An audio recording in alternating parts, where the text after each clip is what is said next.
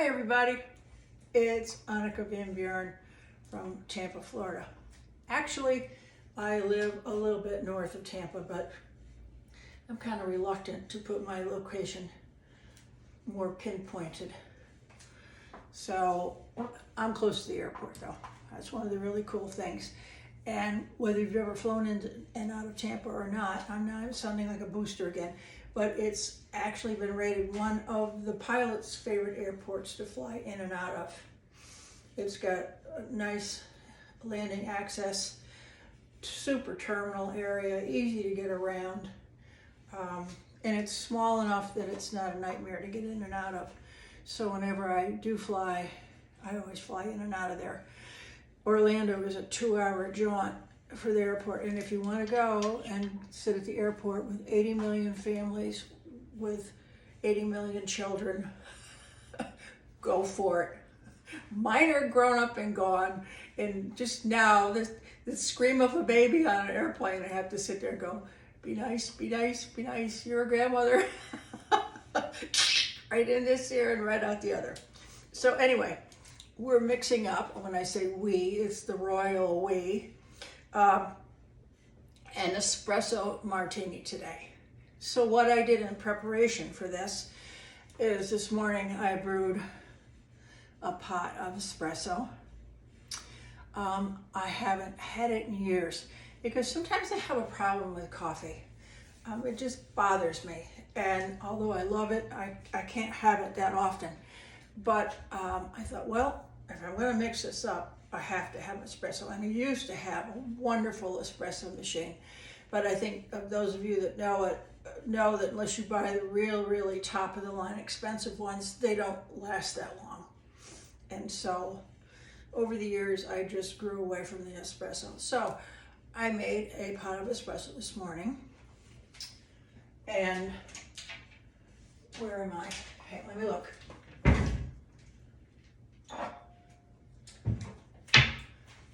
And I made a cup of this much espresso for myself.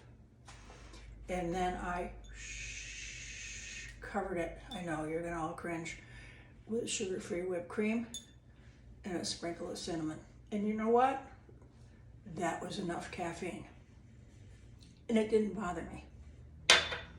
So, on the espresso, it's not a bean and I didn't have a grinder or an espresso maker, so I used a regular ground espresso by Community.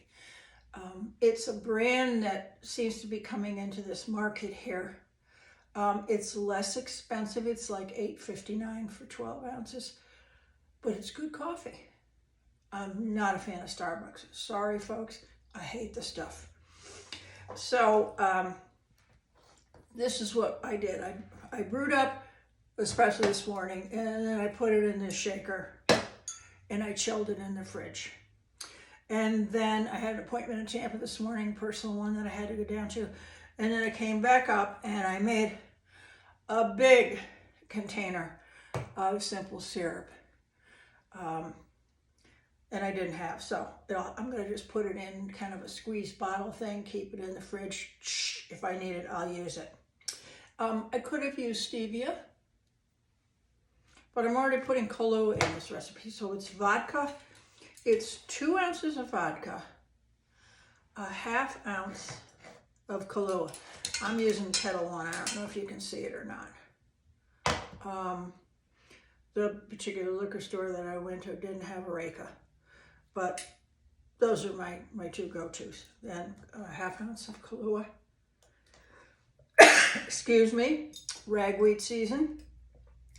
1 ounce of espresso. And then a ½ ounce of the simple syrup. So this is 1 ounce. This is a ½ ounce. So here's what we're gonna do. In a shaker filled with ice, I'm gonna use 2 jiggers of espresso. I have to be careful here because this is heavy. And I'm gonna drop it on the tile floor. I did that one time. It was an inexpensive vodka, Svedka I used to buy because I was on a really tight budget.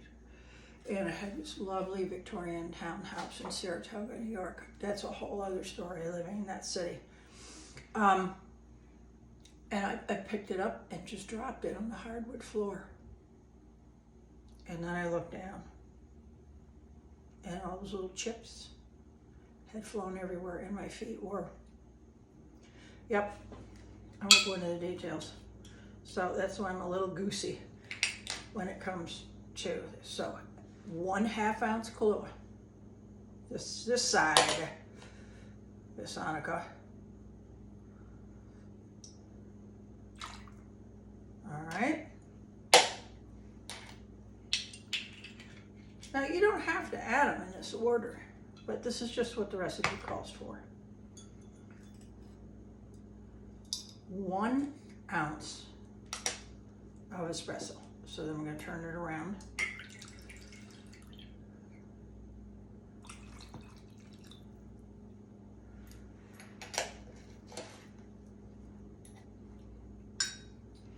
I'm going kind of slow today because one of the things that I've noticed when I'm watching these videos is that when I put the bottle down, I'm going bang. And that's me. Always in a hurry, and I have to slow myself down because when I don't, that's when I bang into something or bruise myself. So we call it the Betty syndrome. That was my mother. If you think I'm a character, you should have met her. Then, all in here with the ice. Shake the daylights out of this.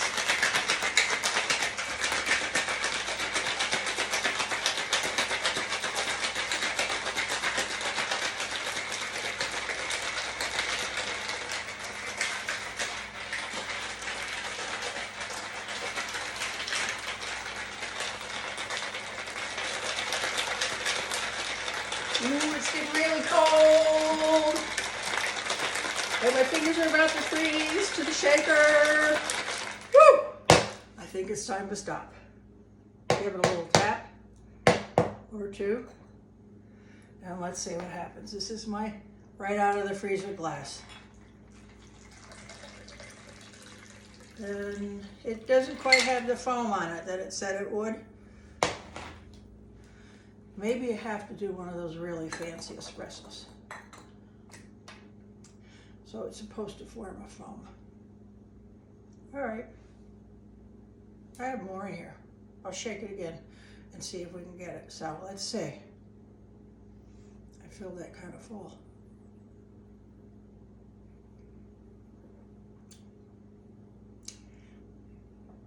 I have to say,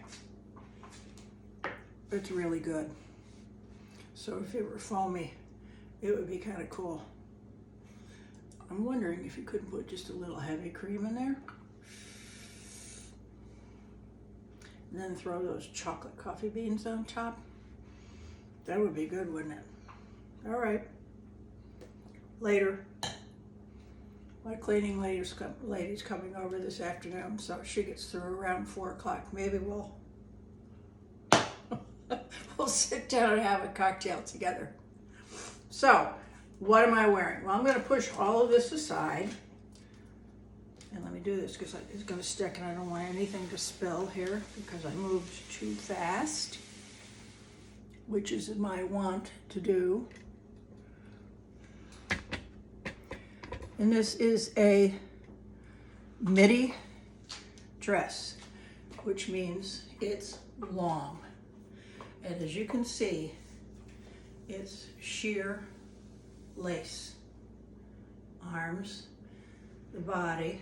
This dress itself is sheer. I have on full briefs and a bra underneath, but I suppose if you were a gal that had implants and you could just have them sit right here, you could wear it without a bra. Or you could wear a little thong, which is what I would probably do if I went to our club here. And let me turn around, you can see the back.